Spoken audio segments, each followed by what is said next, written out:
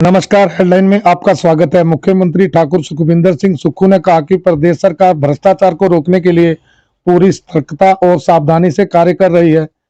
इसे पूरी तरह से रोकने के लिए और सख्त कानून बनाए जाएंगे। ये बात उन्होंने फतेहपुर विधानसभा क्षेत्र में जनसभा को संबोधित करते हुए कही।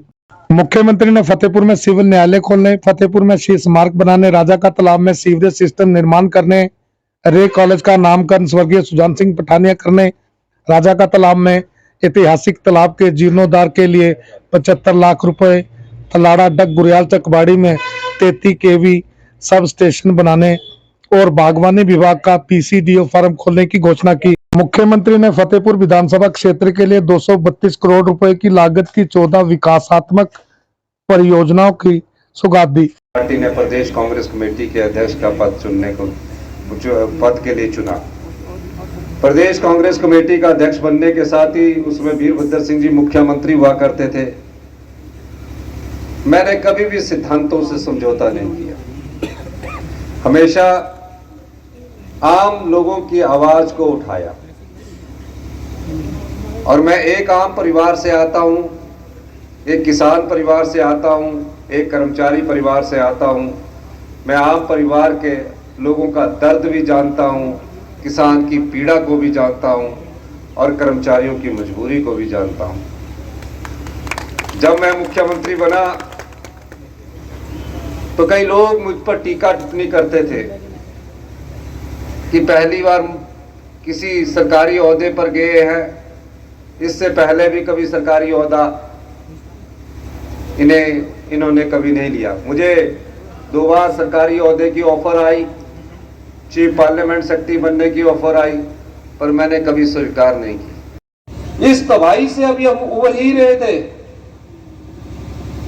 कि 14 अगस्त को पूरे प्रदेश में एक भयंकर तबाही आई।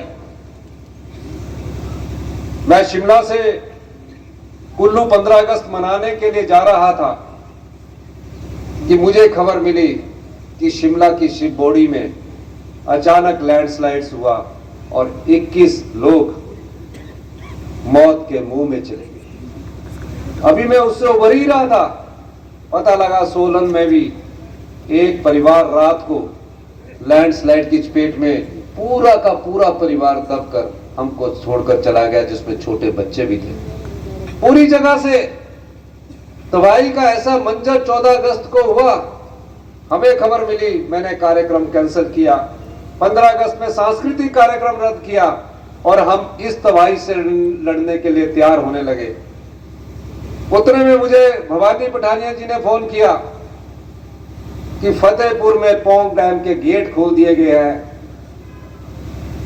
मुझसे रात 1 बजे फोन पर बात करते हैं, 2 बजे फिर रात को फोन करते हैं कि अगर आपने जल्दी कोई इंतजाम नहीं किया तो कई लोग यहां हमको छोड़कर चले जाते हैं।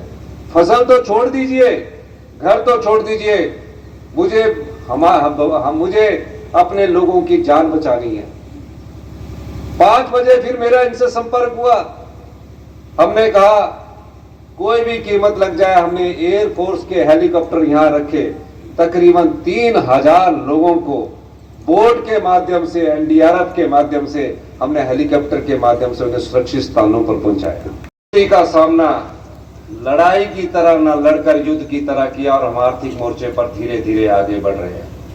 और आज मुझे बड़ा गर्व महसूस होता है कि हमने 1 साल के भीतर अपनी 20% अर्थव्यवस्था को पटड़ी पर लाया। और जब हम बजट बनाते हैं उस समय हम ध्यान देते हैं कि हमारे पास कितना राजस्व हमारे खजाने में आता है। दूसरी चुनौती अभी हम समझ ही रहे थे, आपदा के रूप में इस प्रदेश पर आन पड़ी। इतिहास की सबसे बड़ी त्रासदी और तबाही का ऐसा भयंकर मंजर जो इस सभागार में बैठे हुए लोग हैं या हम अपने जीवन काल का में आगे बढ़ रहे हैं, हमने कभी नहीं देखा। हजारों घर तबाह हो गए, हजारों पशुशालाएं बह गई, और तकरीबन इस तबाही के मंजर में 550 लोग हम सबको छोड़कर चले गए। कितने पशु धन हमको छोड़कर चले गए। मैं प्रदेश के प्रत्येक जिले में गया,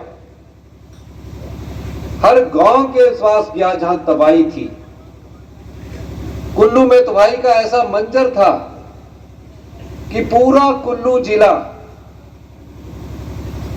बिजली उसकी गुल हो गई, सड़कें उसकी बह गई, पीने की पानी की योजनाएं सब बहकर बाढ़ ले गई। इस चुनौती का सामना करने के लिए सरकार का पूरा मंत्रिमंडल वहां गया और उस समय चुनौती में मुझे आम लोगों के साथ खड़ा होना था, उनके दर्द को बांटना था। हमने अपनी परवाह न कर उन आपदा प्रभावित परिवारों के साथ खड़े हुए और 48 घंटे के भीतर हमने कुल्लू जिला में टेम्परेरी तौर पर बिजली भी बहाल कर दी, पीने की पानी की योजनाएं भी बहाल कर दी। और जो 75,000 टूरिस्ट हमारे फंसे हुए थे, कई एम्बेसी से फोन आते थे, कई एमपी के फोन आते थे कि हमारे परिवारजन यहाँ फंसे हुए, या बाहर निकालिए। हमने उन्हें सुरक्षित बाहर निकाला और 15,000 उनकी गाड़ियों को भी सुरक्षित बाहर निकाला। हिमाचल हेडलाइन न्यूज चैनल को लाइक, शेयर, सब्सक्राइब करना ना भूलें। धन्यवाद।